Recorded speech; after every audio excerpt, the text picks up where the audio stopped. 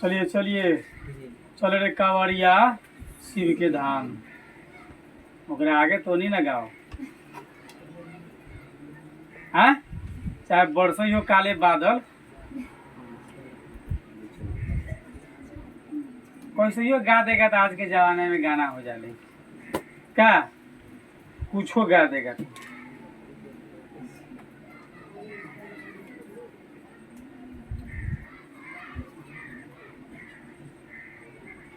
विश्वव्यापी आर्थिक मंदी के प्रभाव फिर हम लोग देखेंगे, ठीक ना।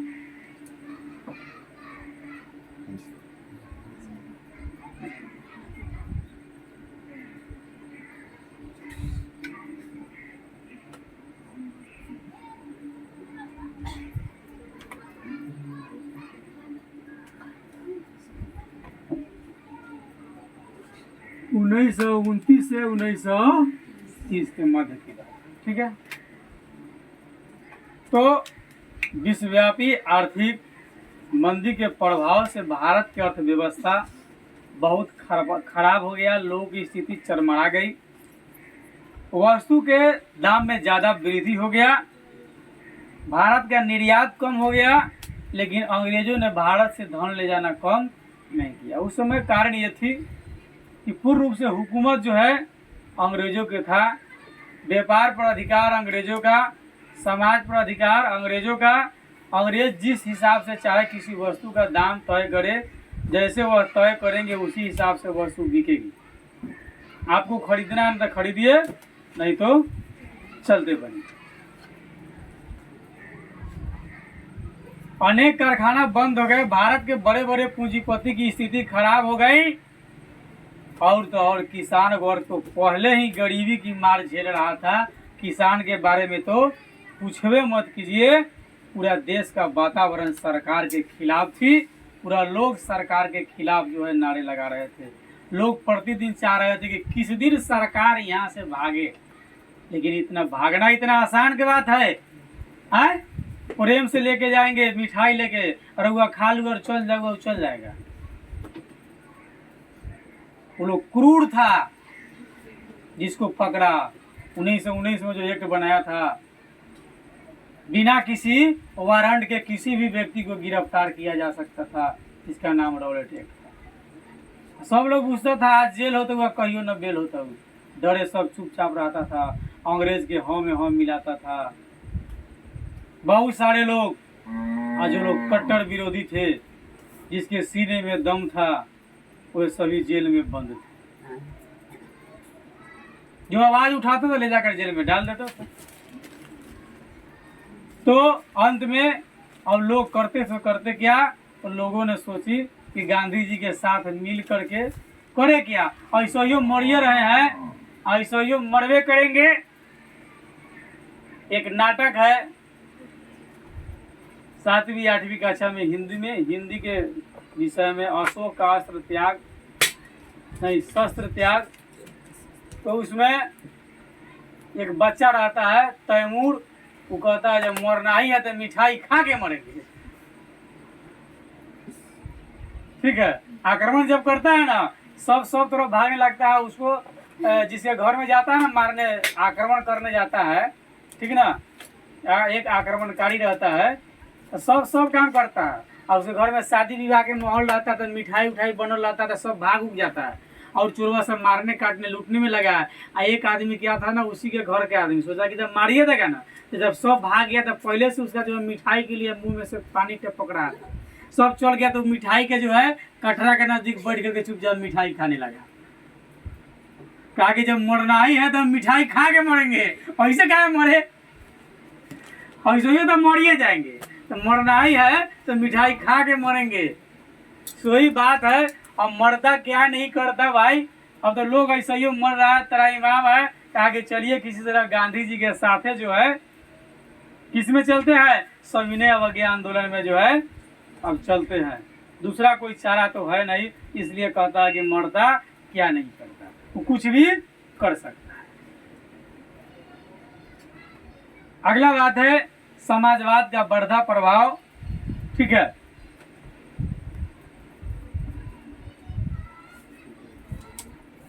समाजवाद का बढ़ता प्रभाव। इसमें दो बातें थी, मार्क्सवाद और समाजवादी, दो विचारधारा लोगों को अंदर बढ़ रही थी।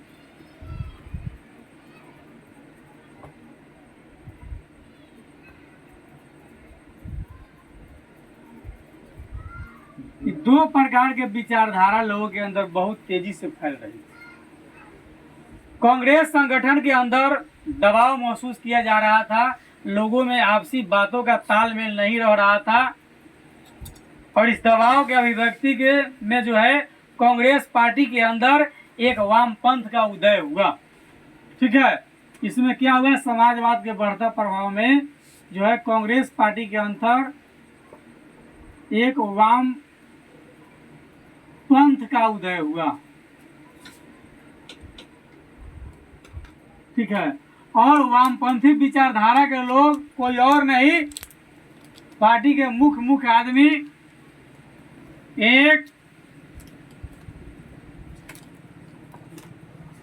पंडित जवाहरलाल नेहरू, दूसरा सुभाष चंद्र बोस। ये आदमी को यह मर आज तक किसी को पता नहीं है। प्लेन दुर्घटना में इनकी मौत बता दी गई, लेकिन क्या हुआ नहीं हुआ, और इनके साथ एक आदमी बैठा था, वो सुरक्षित बच गया। प्लेन दुर्घटना किया, इनकी लाश की पता भी नहीं लगा, और इनके साथ एक व्यक्ति बैठा था, वो एकदम सुरक्षित बच गया। क्या कहानी किया, वन में सोचा अपना मन में, प्लेन क्रैश किया, इनकी हड्डी का भी पता नहीं लगा, और उसमें जो बैठा आदमी था, एक आदमी, वह सुरक्षित बच गया। क्या प्लेन कहाँ चला है? ऊपर, जैसे कहता है ऊपर का छत, घर के ऊपर चलेगा, छत के ऊपर, आसमान में, हाँ बादल में, कहाँ चलेगा? हाँ,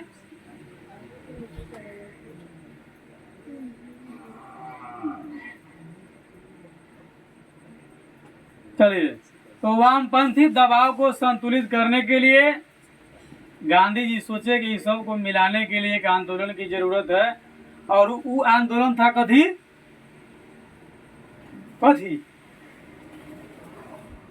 इधर आ रहा है, वो कौन आंदोलन था? जा तो सविनय अवज्ञा आंदोलन।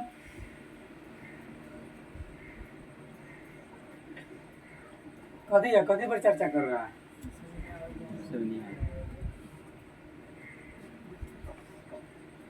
सविनय अवज्ञा आंदोलन के कई कारण था।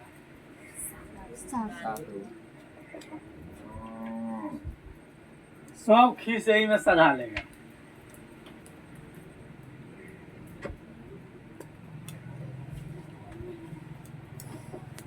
उसके बाद हुआ क्रांतिकारी आंदोलनों का उभार। जो भी क्रांतिकारी आंदोलन था उसका उभार हुआ, लोग जो है आगे बढ़ने लगे।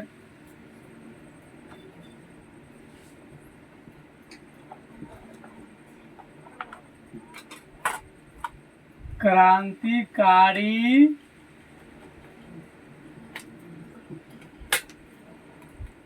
आंदोलनों का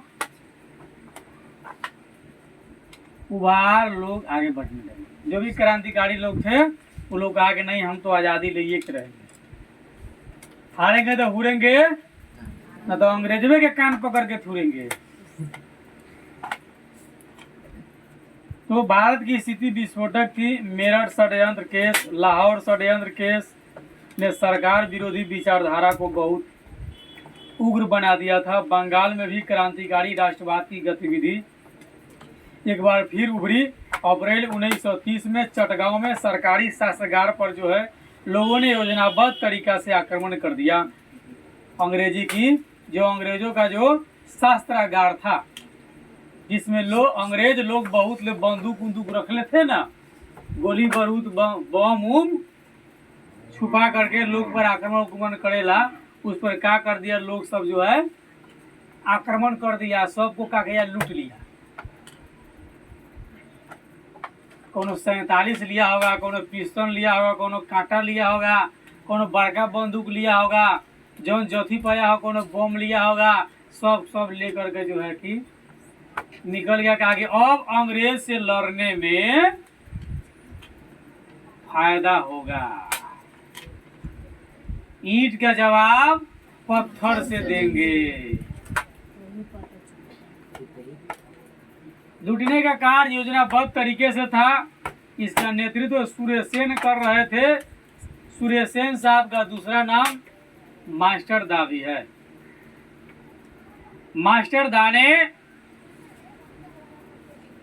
बंगाल में एक योजनाबद्ध तरीके से जो है अंग्रेजों के शस्त्रागार पर आक्रमण करके कई सारे वस्तुएं लूट लिए। उसके बाद हुआ पूर्ण स्वराज की मांग। क्या हुआ? पूर्ण स्वराज की मांग।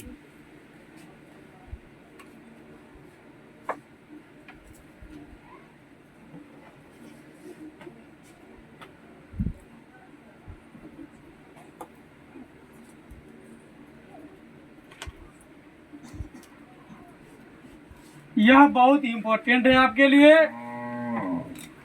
दिसंबर 1929 ईस्वी में कांग्रेस का वार्षिक अधिवेशन हुआ। ठीक है,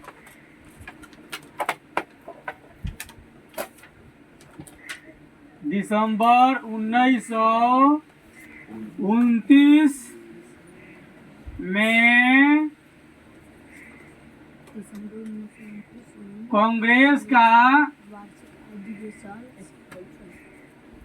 वार्षिक अधिवेशन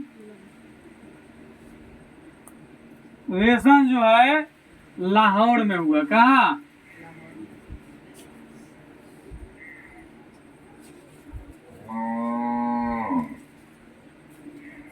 वर्तमान पाकिस्तान में ना गदर फिल्म में वो गाना है,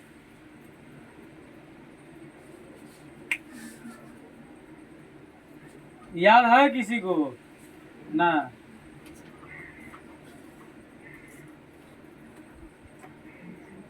वो ना फिल्म नहीं देखता है। पहल का फिल्म गदर के हमको पूरा घर में नहीं याद है, लास्ट में याद है लाहौर आया।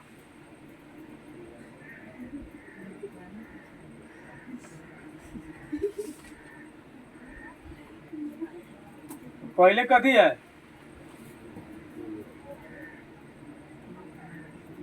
तो सड़क पे है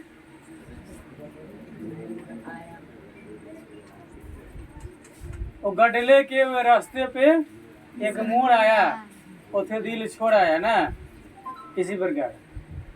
हाँ, उसी में है, लास्ट में लाहौर आया। लाहौर जाता है निशा पटेल को लाने के लिए ना, वही लाहौर है। उस समय तक देश गुलाम था। तो दिसंबर 1929 ईस्वी में कांग्रेस की वार्षिक अधिवेशन कहाँ हुआ? लाहौर में। और इसकी अध्यक्षता नेहरू जी कर रहे थे।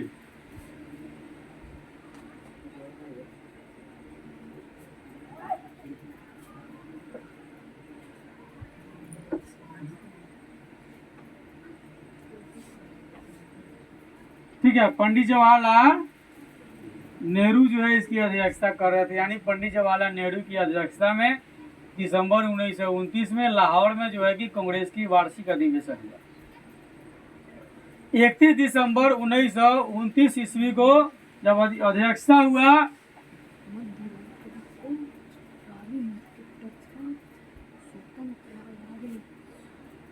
इकतीस दिसंबर 1929 ईस्वी को योजनाबद्ध तरीके से आधी रात को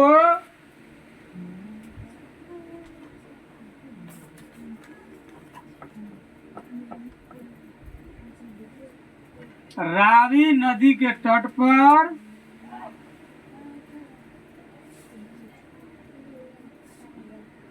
कौन नदी? रावी नदी के तट पर जो है नेहरू ने तिरंगा झंडा फहराया।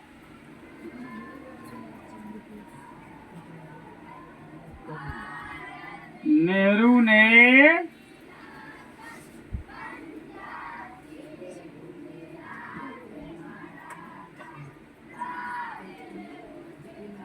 तिरंगा झंडा फहराया। सबसे पहले झंडा कब फहराया गया?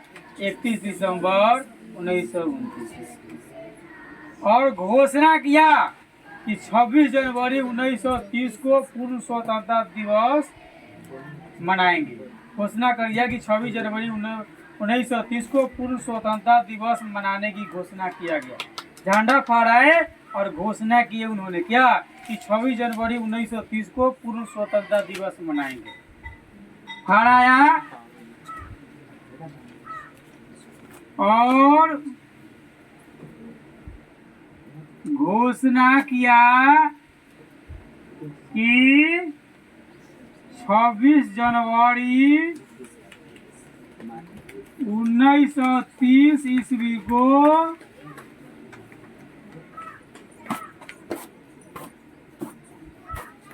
पूर्ण स्वतंत्रता दिवस मनाया जाएगा।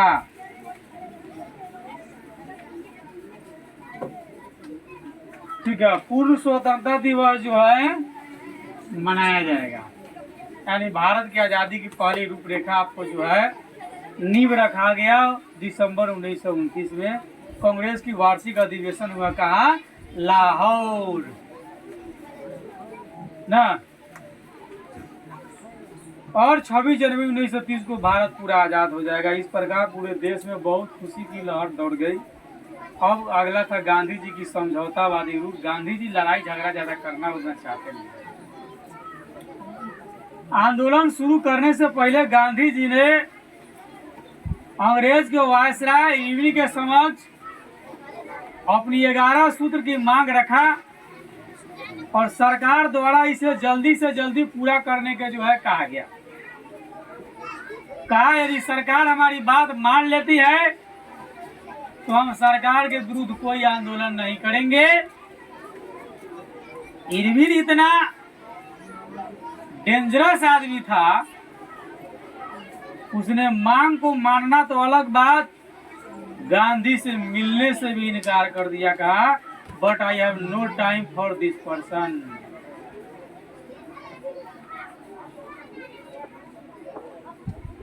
इस बीच सकारात्मक इस बीच सरकार का दमन चक्र और तेजी से चला। अंत में गांधी जी हार करके अपना आंदोलन दांडी मार्च से शुरू करने का फैसला लिया।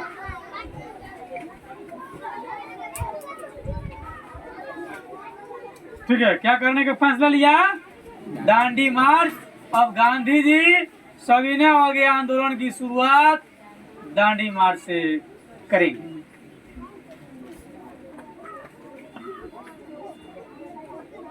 ठीक बा।